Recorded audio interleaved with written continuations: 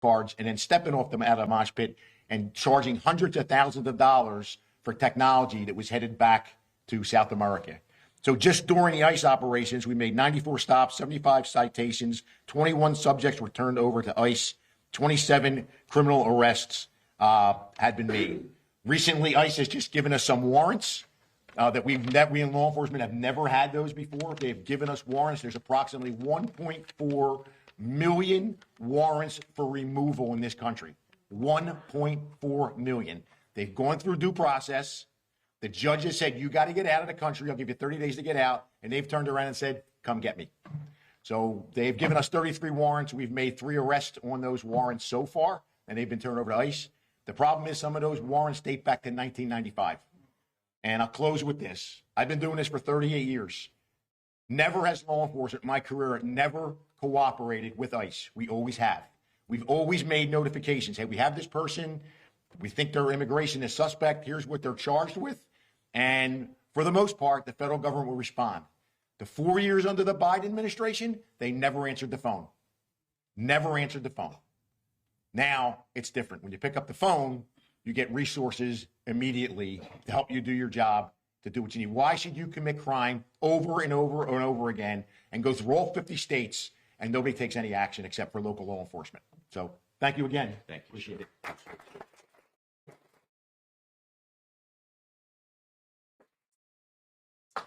The sheriff brings up a very good point, and this was one of our big frustrations with the last administration. These guys never stopped doing their jobs. Our law enforcement partners in the state of Florida never stopped doing their jobs, which was detaining and holding illegal immigrants that were committing crimes. The difference between today and yesterday is that, like Sheriff Chitwood said, they never answered the phone. They weren't there. They weren't helpful.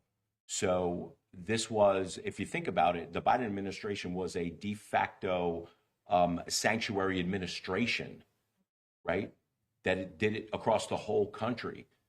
Because if you're calling our federal law enforcement partners, ICE and DHS, to come pick up a criminal alien and get them deported, and they didn't, what happens? That criminal alien winds up on the street again and again.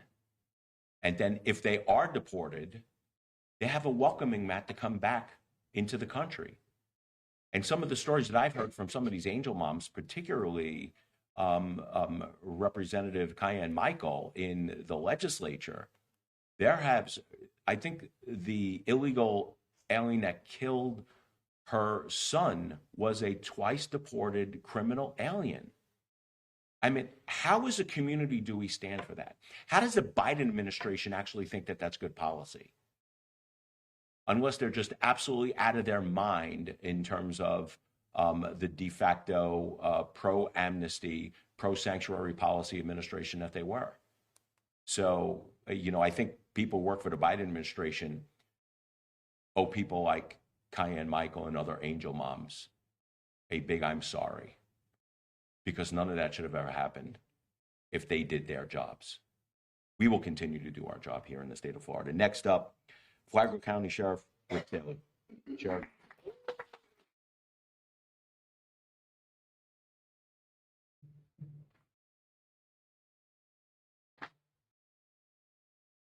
So first, I want to thank the State Board of Immigration Enforcement, the legislature, Governor DeSantis, and the cabinet, but especially our CFO, Blaise Angola, for supporting our team and awarding this grant to make Flagler County safer.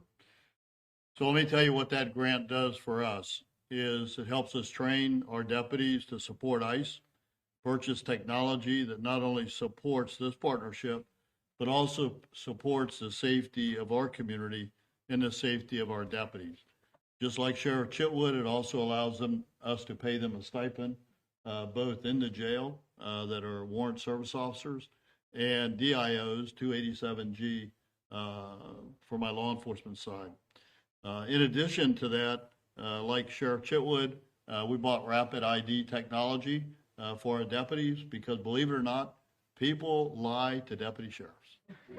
They will give you a false name, and this is leveling the playing field to do that. In addition, our deputies already had body camera But we could not afford the new Axon Assistant that allows for instant translation in over 50 languages. So we use the money so that now if you're in our jail, you can communicate with non-English speaking. If you're in the field, you can communicate with non-English speaking on a traffic stop, whatever the case may be, a crime victim. So it allows us to eliminate those language barriers. It allows for us to de-escalate situations when you can't communicate. Things can get escalated. This allows us to de-escalate it when you can communicate. Well, let me just tell you a few cases on why it's so important to keep Florida safe and free. So just in Flagler County, and this is only a small few examples, an illegal Cuban national was just sentenced to 6 years in prison last month after we had arrested him for sexually assaulting a minor in 2025. When he's done serving his sentence, he'll go back to Cuba or wherever ICE wants to send him, but it would be the hell out of America. Last month, we arrested another Cuban national for felony theft of nearly $4,000 in meat from a Publix grocery store. That affects all of us because as stuff gets stolen, you're paying more for food, in this case, clothing, whatever they steal. In December last year, we arrested 2 Colombian nationals following a 2-year investigation into a residential burglary in Palm Coast that occurred in 2023. And after a DNA match, we were able to arrest him. He was still in this country 2 years later, and he had done burglaries. How did we get him? Because he had been arrested previously for a crime that allowed law enforcement to take his DNA, but he was still here in this country. Following a 9-month investigation, we arrested a Colombian man for burglarizing a Palm Coast residence. This man had re-entered the country illegally, and we found him still in the United States who had done this burglary. In November of last year, a Guatemala citizen was found to be in the U.S. illegally following a DUI arrest. Thankfully, a deputy stopped him before he killed someone or injured an innocent person because he was driving drunk on our roads in this country. And then just last August, we arrested an illegal Russian national living in Palm Coast on credit card fraud. These are just a few of the cases that we've had and why we really appreciate the partnership and the support by the state and our CFO. And let me tell you, unlike what you see in some cities and counties across the country, the Flagler County Sheriff's Office will always work with our federal partners, will always work with ICE to identify and arrest criminals who enter our country illegally and commit crime. Bottom line, you come to Flagler County, you commit a crime, expect to be arrested, and if you're illegal, we're going to turn you over to ICE. And this grant, frankly, makes that possible. Thank you very much.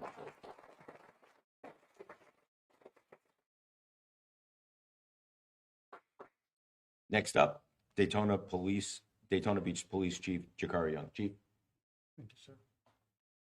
Good morning. So I knew the sheriff was speaking on behalf of Volusia County, so I did not prepare a speech this morning, but I again just wanted to take this opportunity to thank our great CFO for the reimbursement funding and ultimately the great state of Florida. I also want to recognize several of my team members who are here that are off camera because they are the ones that truly do the work, that make me look good, that make the city of Daytona Beach look good. They are the ones that when 287G came out, there was no mandate needed. My folks willingly volunteered to be a part of this effort. So I just want to take this opportunity to thank my team members in the back. Again, thank you, CFO, and thank you to the great state of Florida.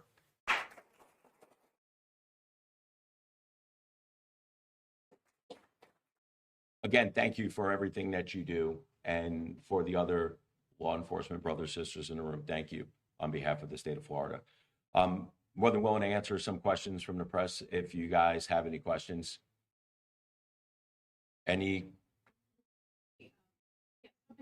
Which outlet are you at? Sure. Do you have an estimate on how many people have been deported or That I don't know. I don't know if do you guys have any record of information how many been deported? We couldn't give you the answer on the. We can get it. I'm sure they can get it. Answer on the 40. Right. Actually, that's a good point to take because we don't know who has been deported yet. How many of these people are violent criminals, or what kind of crimes are they? Does it matter if you're a violent criminal or a criminal? Does it matter to the victim? Absolutely. But for the purposes of what we're doing, it doesn't matter if you are an illegal alien and you are in the United States and you are breaking the law and you're in the state of Florida, expect to go to jail and expect to be deported. How are local ICE, is it just for, if you pull somebody over and they committed a crime and undocumented, they come in? First of all, they're not undocumented. They are illegal. Let's get that straight. Undocumented is a nice way of saying that they're breaking our laws. How are local? It's a process question. You guys want to answer a process I question? don't answer questions from the news, Sherman. You can see why. Okay. All right. Go with that. Next question. Yes, sir. Participating in raids? Are you? Who's the next question? Yes. From Spectrum News here, just a quick point of clarification about payroll bond. Yes. You're going to look into that for the legislative session, or you mentioned a committee meeting, just looking for more information. Yeah, so we have a bill that's filed. One of my priorities to further crack down on illegal immigration in the state of Florida. So we filed a bill, Representative Schock in the House, Senator Martin in the Senate. That is actually moving through the committee process. So after what happened in Minnesota and Minneapolis in particular, and seeing how you had activists basically in the face of ICE agents trying to rid the country of criminal aliens. We said that we have to do something here in the state of Florida to make sure that we show our federal partners that we are going to protect them as well. So the HALO Act currently right now only protects by the letter of the law any law enforcement that is connected with the political subdivision here in the state of Florida. It does not capture federal. So our plan is to amend our bill at the next stop and make sure that if they are conducting raids or investigations in connection to an illegal immigrant, that they have the same protections as our local law enforcement has. Are you doing anything to make sure that people are being treated humanely once they're detained? Okay. Sheriff, now I understand why. Just don't make it up. No matter what you answer, they'll say you said something. You want to talk about humane? Let's talk about the drug cartels that are human smuggling and making billions of dollars smuggling the people over from from Mexico into the United States. You want to talk about humane and what's humane and what is not humane? I would say humane is making sure that they have a process in place where we treat them with respect and send them back. What is not humane is what the drug cartels are doing when you have young children being raped on the way over to this country and then in this country by criminal aliens. You want to talk about humane? This is the United States of America. If you want to come here, come legally. Do not enrich the drug cartels while you're doing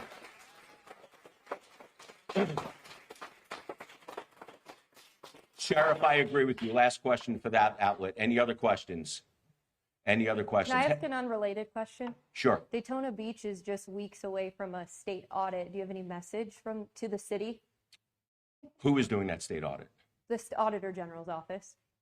No. Well, first of all, if the Auditor General's office is not doing, if they are doing something in conjunction with the state audit that is not done by our office, I think we would want to know what is in the state audit. I think it would be very telling. But look, as far as auditing and local government is concerned, I want to make sure that our local governments are being as fiscally responsible with our dollars.